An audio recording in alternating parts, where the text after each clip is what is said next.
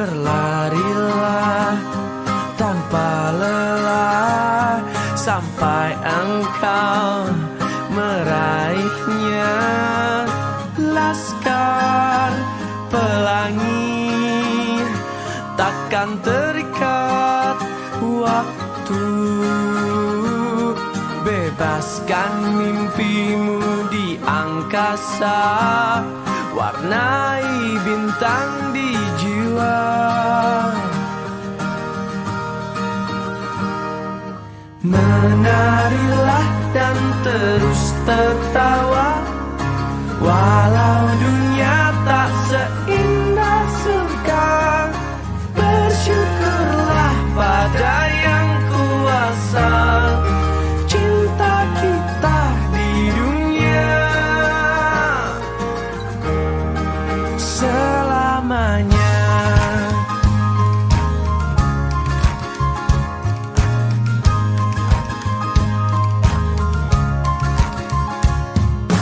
Cinta kepada hidup memberikan senyuman abadi, walau hidup kadang tak adil, tapi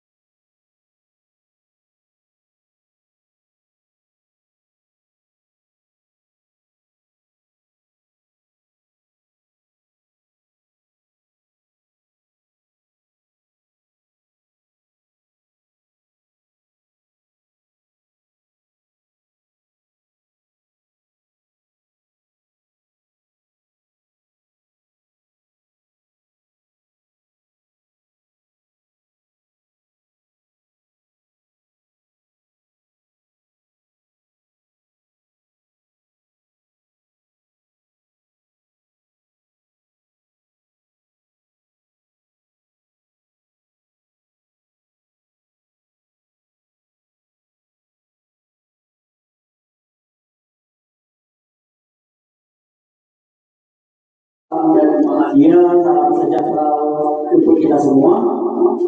Saya JP Okrudian Rosaragi, calon guru Gerak Angkatan 10 Kabupaten Simalungun. Nah, ada pun diseminasi budaya positif yang ingin saya sampaikan tentang budaya positif.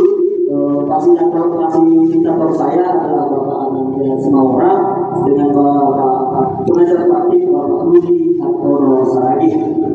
Bapak Ibu hadir seutuhnya, tenangkan hati dan pikiran, berdamai sejenak semua situasi di dalam diri untuk hadir seutuhnya di forum belajar.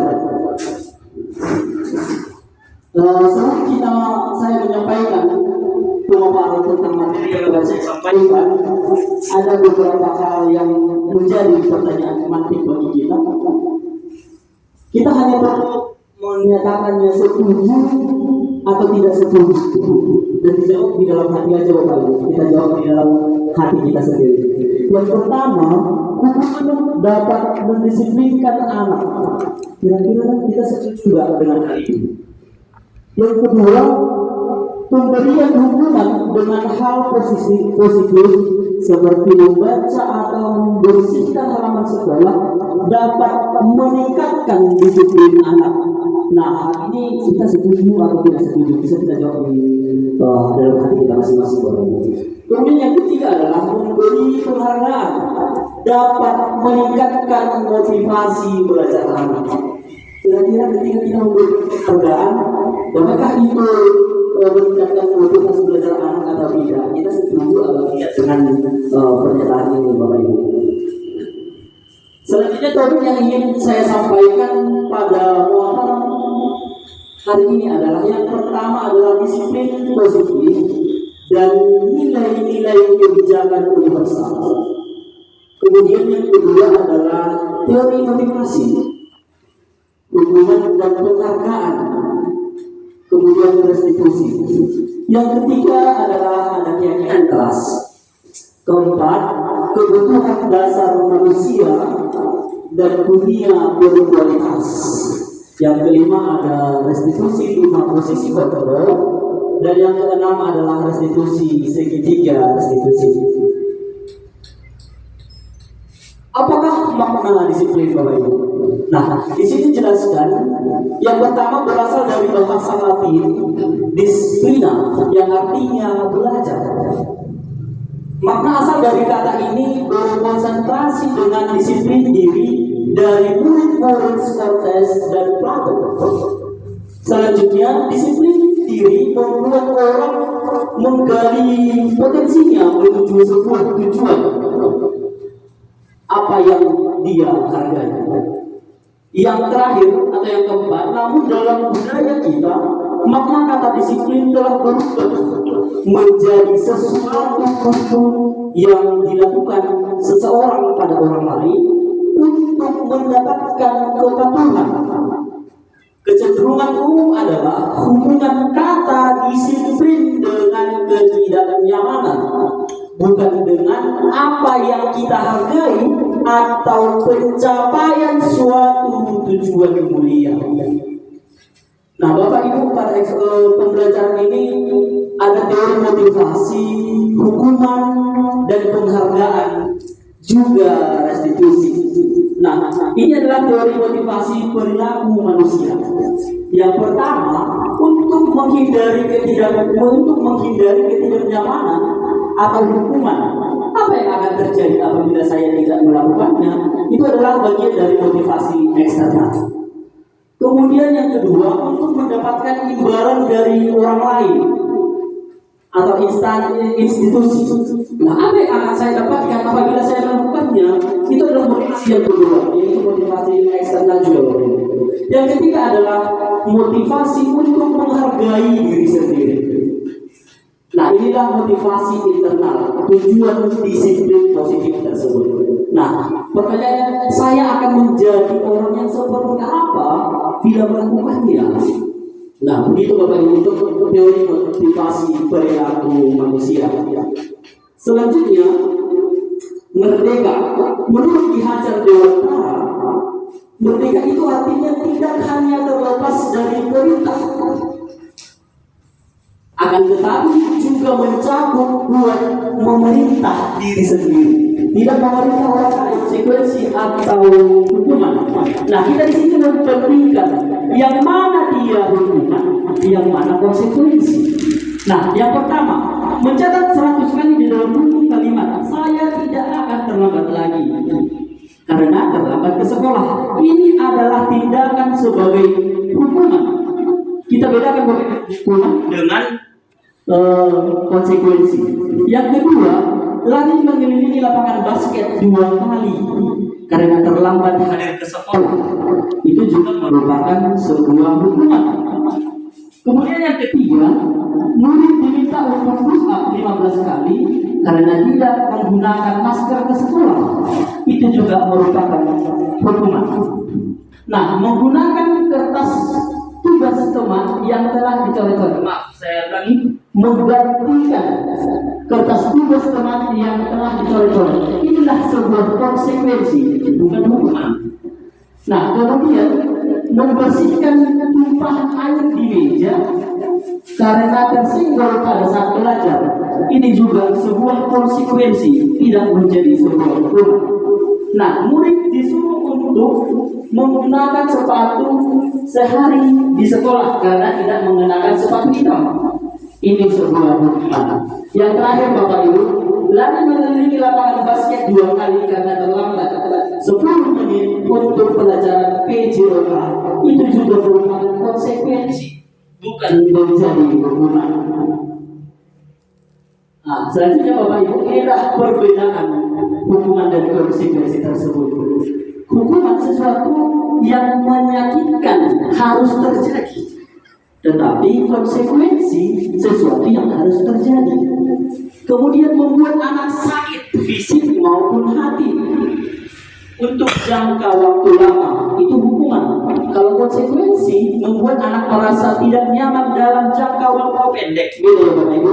Tadi dia dihukuman waktu lama, kalau konsekuensi dia dalam waktu yang pendek. Nah, selanjutnya anak membenci kedisiplinan, itu adalah hukuman. Sedangkan konsekuensi adalah anak menghargai disiplin. Nah, begitu seterusnya Bapak Ibu.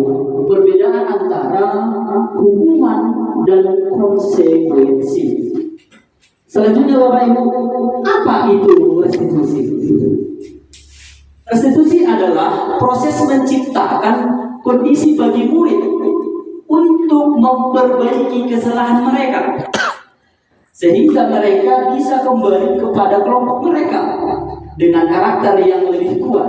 Restitusi juga merupakan proses kolaboratif yang mengajarkan murid untuk mencari solusi untuk masalah mereka dan membantu murid berpikir tentang orang seperti apa yang mereka inginkan menjadi tujuan mulia dan bagaimana mereka harus memperlakukan orang lain. Itu yang dimaksud dengan restitusi Bapak Ibu. Nah, selanjutnya ada 9 ciri-ciri dari restitusi. Yang pertama, bukan untuk menebus kesalahan, namun untuk belajar dari kesalahan. Yang kedua, memperbaiki hubungan. Yang ketiga, tawaran bukan paksaan. Keempat, restitusi menunjukkan untuk melihat ke dalam diri. Yang kelima, restitusi mencari kebutuhan dasar yang mendasari tindakan. Keenam, restitusi diri adalah cara paling baik. Ketujuh, restitusi fokus pada karakter, bukan tindakan. Yang kedelapan, restitusi fokus pada solusi. Yang terakhir adalah restitusi mengembalikan murid yang berbuat salah pada kelompoknya. Nah, Bapak Ibu, kita akan masuk ke dalam materi keyakinan kelas. Mengapa tidak peraturan saja? Mengapa harus keyakinan kelas? Mengapa tidak peraturan? Mengapa harus keyakinan kelas? Yang pertama, mengapa kita memiliki peraturan yang harus menggunakan helm bila mengendarai kendaraan roda 2? Mengapa kita memiliki peraturan 3M, menggunakan masker, mencuci tangan, dan menjaga jarak 1,5 meter? Mengapa kita memiliki peraturan harus datang tepat waktu pada saat mengikuti pelatihan? Untuk mendukung motivasi intrinsik kembali ke nilai-nilai atau keyakinan-keyakinan, lebih menggerakkan seseorang dibanding mengikuti serangkaian peraturan-peraturan. Nah, ini Bapak Ibu, dimulai dari lingkup kecil, peraturan kelas, kemudian lingkungan keyakinan kelas, setelah itu lingkungan positif, dan yang lingkup paling besar itu adalah budaya positif. Nah, ini Bapak Ibu, peraturan beda peraturan dengan keyakinan kelas. Kalau dia peraturan selalu kembalikan buku ke tempatnya. Kira-kira untuk keyakinan kelas ini apa cocoknya kata-katanya Bapak Ibu? Kemudian yang kedua, dilarang mengganggu orang lain. Itu adalah peraturan. Kalau keyakinan kelas, apa kalimat yang tepat untuk itu Bapak Ibu? Nah, di sini ada ditulis selalu mengembalikan buku ke tempatnya. Itu adalah sebuah tanggung jawab. Kemudian dilarang mengganggu orang lain. Ini adalah menghargai orang lain. Hadir di sekolah 15 menit sebelum pembelajaran dimulai. Ini adalah menghormati orang lain. Berkomitmen. Kalau kita terlambat masuk ke dalam ruangan kelas, kita juga merugikan orang lain. Orang lain rugi dengan tindakan yang sudah kita lakukan, Bapak Ibu. Nah, begitu seterusnya antara peraturan dan keyakinan. Nah, kemudian Bapak Ibu, materi yang selanjutnya adalah kebutuhan dasar manusia dan dunia berkualitas. Nah, pada dasarnya ini adalah kebutuhan dasar manusia. Ada 5 Bapak Ibu kebutuhan dasar manusia. Yang pertama adalah bertahan hidup yang diketahui. Kemudian penguasaan, ini adalah kebutuhan dasar manusia juga. Setelah itu ada kebebasan, kesenangan, dan kasih. Kita masuk ke dalam 5 posisi kontrol. Nah, di sini ada 5 posisi kontrol. Yang pertama adalah penghukum, pembuat rasa bersalah sebagai posisi kontrol teman, pemantau, dan manajer. Kita bisa lihat di sini Bapak Ibu. Guru berbuat, ini motivasinya adalah guru berbuat, menghati, menunjuk, menyakiti, itu adalah hukuman. Kalau dia membuat rasa bersalah seperti apa? Kalimatnya berceramah dan mengatakan seharusnya ibu kecewa dan sebagainya. Kalau dia posisinya sebagai teman seperti apa? Membuatkan alasan-alasan untuk muridnya. Kemudian yang keempat adalah pemantau, menghitung dan mengukur. Setelah itu yang terakhir adalah manajer, mengajukan pertanyaan-pertanyaan seperti penerapan segitiga restitusi Bapak Ibu. Nah, ini adalah perbandingan antara 5 posisi kontrol yang ingin saya jelaskan. Nah, identitas gagal itu adalah penghukum dan membuat merasa bersalah. Kemudian identitas berhasil atau sukses adalah sebagai teman dan pemantau. Itu hanya berhasil. Tetapi Bapak Ibu, identitas berhasil, sukses, kontrol diri adalah sebagai manajer.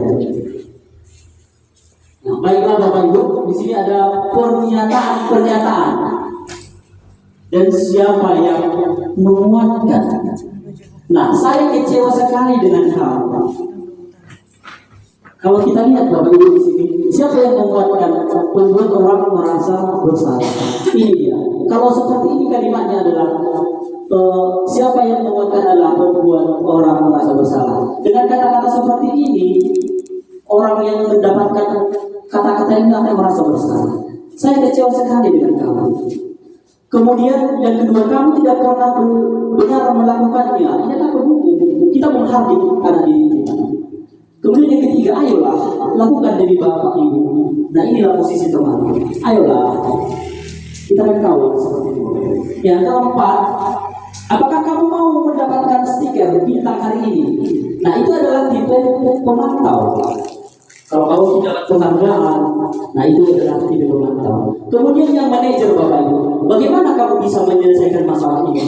Nah, seperti itu kira-kira kalau dengan guru dengan posisi manajer, kita akan validasi, kita akan identifikasi dulu kesalahannya, kita akan stabilkan dulu masalahnya Bapak Ibu. Kemudian kamu selalu yang paling terakhir. Kata-kata ini adalah kata-kata penghukum yang membuat anak-anak didik kita akan merasa satu hati dengan ucapan-ucapan kita. Nah, dari 5 posisi kontrol, yang pertama tadi ada sebagai penghukum, sebagai pembuat rasa bersalah, sebagai teman, pemantau, manajer. Kira-kira posisi kontrol mana yang pernah kita lakukan? Coba Ibu semua orang, posisi kontrol mana yang kerap kali Ibu lakukan ketika di kelas? Posisi sebagai pembuat orang merasa bersalahkah, penghukumkah, sebagai temankah, pemantau, atau manajer? Iya, dari kami mengikuti pelatihan pendidikan guru program ini dalam budaya positif. Rata-rata Bapak Ibu, guru melakukan posisi kontrol sebagai penghukum. Tapi sebaiknya seperti apa? Posisi yang mana seharusnya? Dalam budaya positif ini Bapak Ibu, kita dianjurkan menduduki atau menggunakan posisi kontrol sebagai manajer, yang dimana kita pada awalnya akan menstabilkan masalahnya, kemudian kita validasi kesalahannya, kemudian kita tanya keyakinannya. Kenapa seperti itu Bapak Ibu? Kita akan bahas lebih lanjut di materi ini Bapak Ibu. Segitiga restitusi. Nah, ini dia Bapak Ibu gambaran segitiga restitusi. Yang pertama adalah menstabilkan identitas. Dalam kalimat kita untuk menstabilkan identitas ini adalah setiap orang pasti pernah melakukan kesalahan. Dengan pernyataan ini, anak-anak yang bersalah tidak merasa terpojokkan Bapak Ibu. Kemudian kamu bukan satu-satunya yang melakukan ini. Nah, itu adalah menstabilkan identitas. Kemudian validasi kesalahan.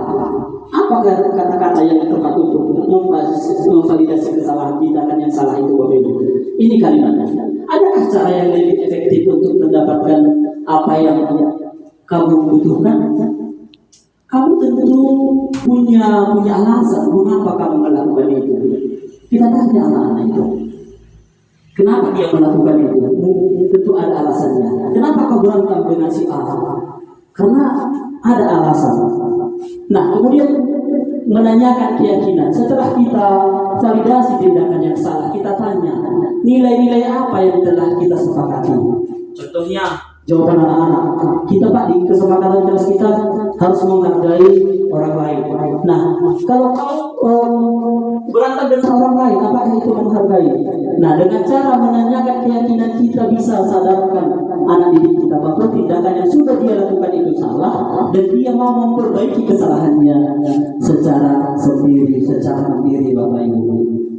Nah Bapak Ibu, ini adalah penjelasan tadi tentang menstabilkan identitas. Ini adalah perkataan-perkataannya Bapak Ibu. Kemudian ada ini validasi kebutuhan atau yang kerap disebut dengan validasi tindakan yang salah. Kemudian ini adalah menanyakan keyakinan. Inilah contoh kalimat-kalimat dalam menanyakan keyakinan kepada anak didik kita. Apa nilai yang kita percaya di kelas atau sekolah kita? Nilai-nilai universal apa yang telah kita sepakati?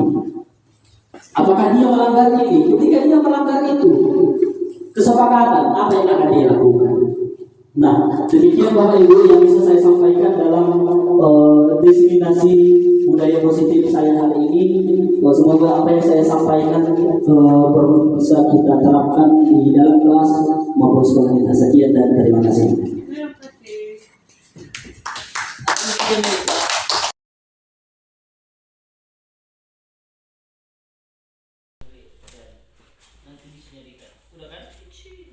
Ya, selamat pagi anak-anak.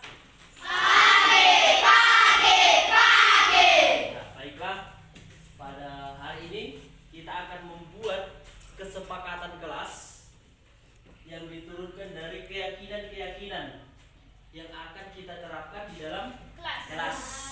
Nah, untuk itu saya mau setiap anak, setiap kalian menuliskan keyakinannya di dalam stick note ini. Nanti ditulis apa yang akan kau yakini yang akan kita kerjakan di dalam kelas ini. Contohnya, datang tidak terlambat. Apa lagi?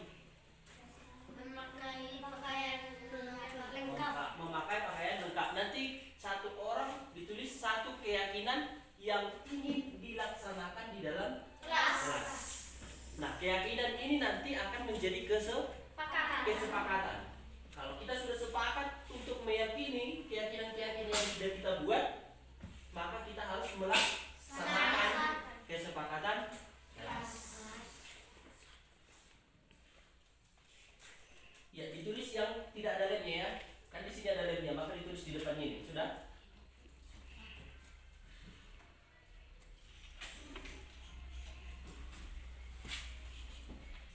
Ditulis pakai pulpen aja.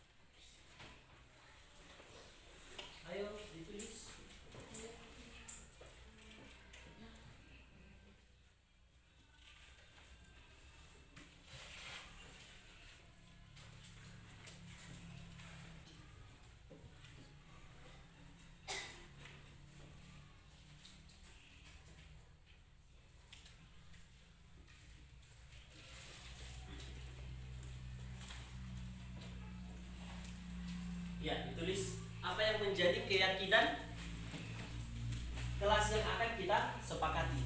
Satu orang, satu keyakinan.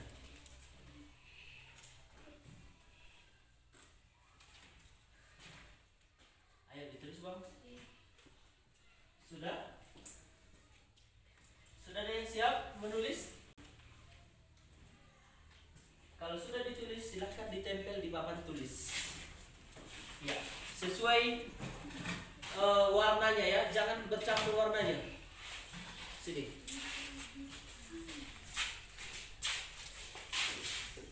Jangan tinggal, Bang. Rapi dibikin, rapi. Ke bawah, kurang ke bawah. Iya. Nah, dekat bikin di sini. Oke. Sini, Bang, ini sama warnanya ya, yang samping. Oke, bikin di sampingnya nang.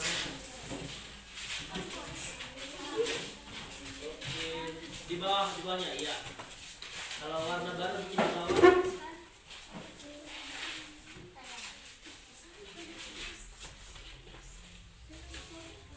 Ayo. Lurus bikin nang. Itu warna baru ini, Bang, bikin di bawah. Iya. Iya.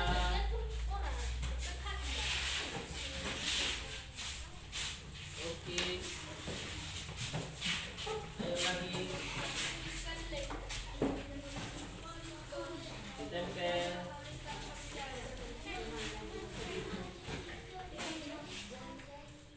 Udah? Masih ada? Dulu kau, Bang, dulu aja kau, Bang. Mari. Biarkan dia menulis keyakinannya, Bang. Udah? Kalau sudah langsung tempel aja di sini.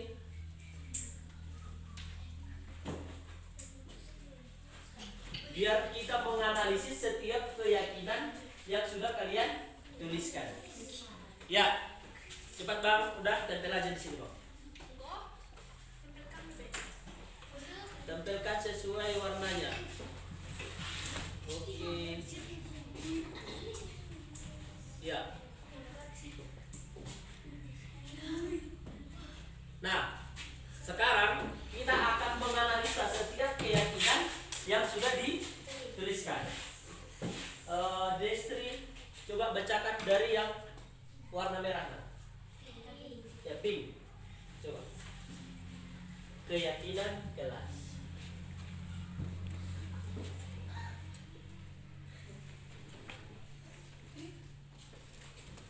Dari sana ke lagi. Dari sana ke lagi.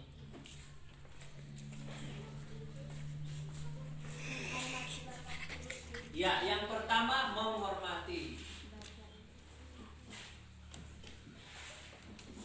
Bapak atau Ibu guru. Kemudian ya, selalu mengerjakan PR atau tugas ya. Oke, lanjut. Duduk dulu, Dang. Rian dulu. Sampai mana tadi? Rian. Saling tolong menolong. Iya, yang ketiga saling tolong menolong. Lanjut. Siswa harus hadir tepat waktu. Iya, datang tepat waktu. Oke, dulu tahu.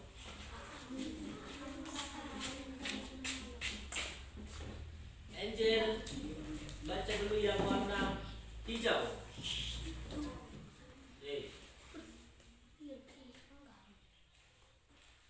Keyakinanku supaya semua orang berpakaian lengkap.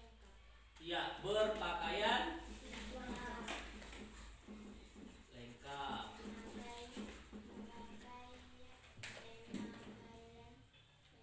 Ya, sama. Lanjut, Nang. Iya, belajar dengan giat. Lanjut.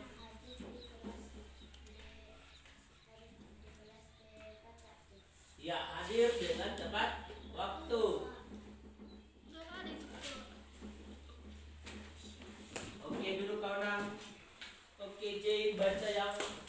warna kuning, orange ya. Tulisannya hijau, Pak. Ini. Iya. Lanjut aja ini, Bang. Ajar di kelas tepat waktu. Ya, sama. Memakai pakaian lengkap. Sudah. Memakai pakaian Iya, lanjut. ketika diucapkan salah. Iya, mengucapkan salam. Oke, duduk kau, Cin. Salam. Nah, ini adalah keyakinan-keyakinan yang sudah kalian buat. Kita sepakat nggak untuk melaksanakan keyakinan-keyakinan ini?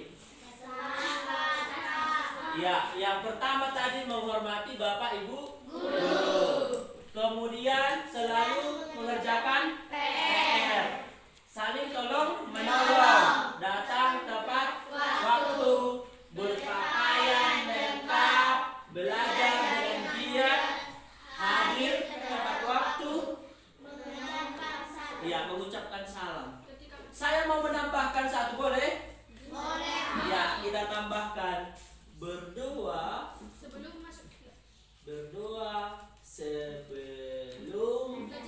dan sesudah pembelajaran. Ya, untuk itu kita sudah sepakat untuk melaksanakan keyakinan kelas menjadi kesepakatan kelas. Nah, untuk itu kita akan menandatangani kesepakatan kelas. Ya. Ya, karena kita sudah sepakat dengan keyakinan-keyakinan yang sudah kita buat, maka Bapak harap semua bersedia menandatangani kesepakatan kelas. Ya, saya panggil, mulai namanya dari sini Adam Farel. Sini Bang, tanda tangani keyakinan kelas kita ini.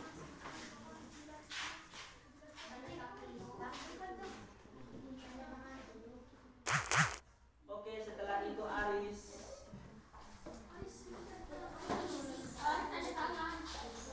Tanpa suara. Afifio. Brigade.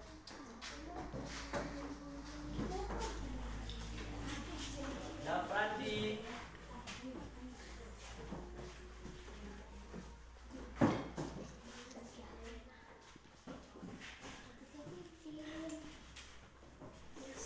Destri. Deswa. Nggak hadir, Pak. Angelica.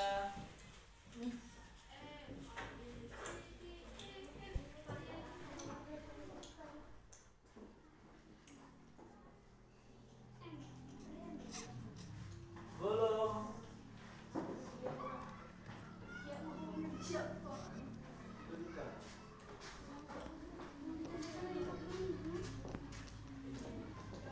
Adriano. Ira.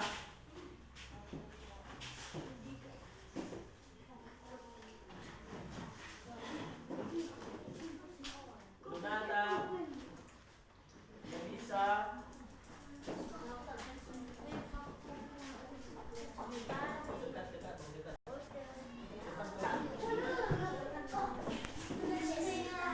Dekat ke WC, cepat. Dekat.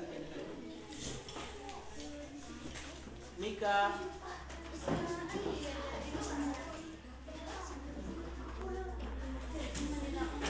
Tripani.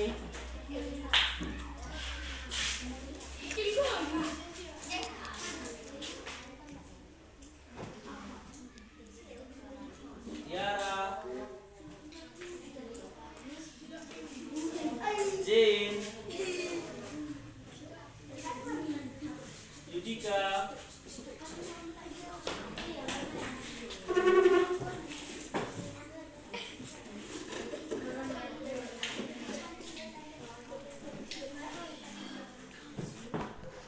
Aldilon. Sini aja, Bang.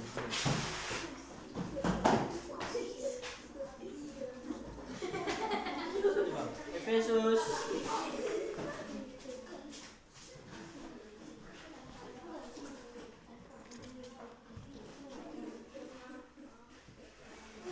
Anda. Emmanuel.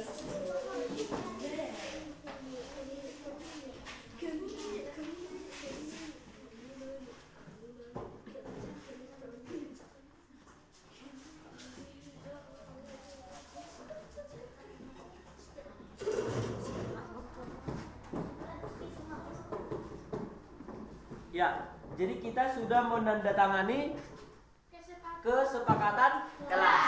Jadi mulai hari ini, kesepakatan kita ditetapkan pada tanggal 28 Mei, kita harus sepakat untuk melaksanakan keyakinan kelas yang sudah kita buat. Ya, jadi kalau kau melakukan salah, ingat lagi keyakinan ke kelas kita yang sudah kita sepakati. Demikian keyakinan kelas kita pada pembelajaran di tahun pelajaran ini, semoga tidak ada yang melanggar keyakinan kelas. Ya, terima kasih. Larilah tanpa lelah sampai engkau meraihnya. Laskar pelangi takkan terikat waktu, bebaskan. Melakukan kesalahan. Coba kamu pikirkan, perbuatanmu itu merugikan orang lain enggak? Iya Pak, sangat merugikan orang lain. Jadi tindakan yang Rian lakukan itu benar atau salah? Salah Pak, saya sudah melanggar peraturan dan membuat teman saya sakit hati. Rian, kenapa kamu melakukan hal itu? Tentu ada alasannya kan? Coba jelaskan. Iya Pak, saya tadi meminta jajannya tetapi dia tidak mau memberikannya. Kemudian saya menarik bajunya sampai dia terjatuh Pak. Sekarang kamu sudah sadar kalau itu salah. Apakah kamu akan melakukan hal yang sama? Tidak Pak, saya tidak akan melakukannya lagi. Rian, kamu sudah berbuat salah kepada temanmu. Kira-kira hal apa yang akan kamu lakukan untuk memperbaiki masalah itu, nak? Saya akan meminta maaf kepada teman saya Pak. Baiklah, semoga kamu mendapatkan pembelajaran bermakna dari kesalahan yang kamu lakukan, ya nak? Iya Pak, terima kasih. Selamat pagi, nama saya Rian Perangin-Angin dari kelas 4. Saya sedang berdiskusi dengan Bapak Guru untuk memperbaiki kesalahan saya. Terima kasih.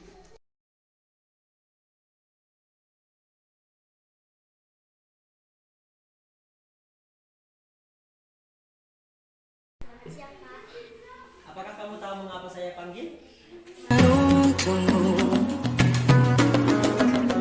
Sadarilah masa berganti. Mau mengakui kesalahan yang kamu lakukan, nak?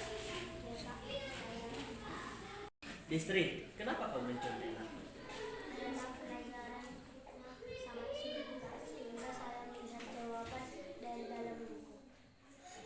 Menurutmu tindakan itu benar atau salah, nak? Destri, kedepannya apa yang akan kamu lakukan ketika ulangan, nak? Saya akan belajar untuk cepat dan bertanya kepada guru tentang materi. Bagus. Bapak Ibu akan sangat senang untuk membantumu, nak.